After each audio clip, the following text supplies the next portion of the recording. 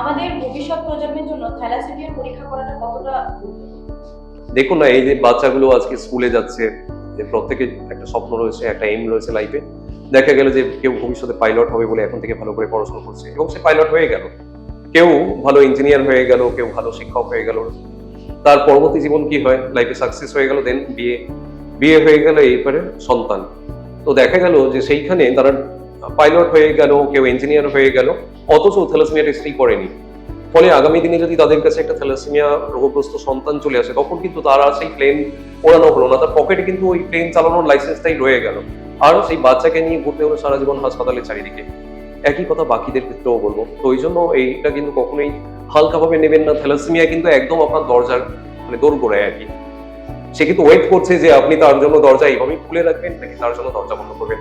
যদি মনে হয় যে না, থ্যালাসেমিয়াকে আমি আমার বাড়িতে প্রবেশ করতে দেবো না, তাহলে খুব সিম্পল পদ্ধতি, সেটা হচ্ছে আপনি আপনার নিজে থ্যালাসেমিয়া বাহক নির্ণয়ের পরীক্ষা করান। যে কোনো সরকারি হসপিটাল, এছাড়াও কলকাতার যে বিভিন্ন মেডিকেল কলেজগুলো রয়েছে, সেখানে গেলে থ্যালাসেমিয়া বাহক নির্ণয়ের পরীক্ষা সম্পূর্ণ বিনামূল্যে হয়ে যায়।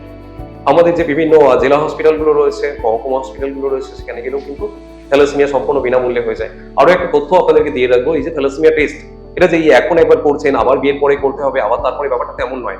থ্যালাসেমিয়া টেস্ট কিন্তু জীবনে একবারই করতে হয়, এই রিপোর্ট কিন্তু সারা জীবন একই থাকে।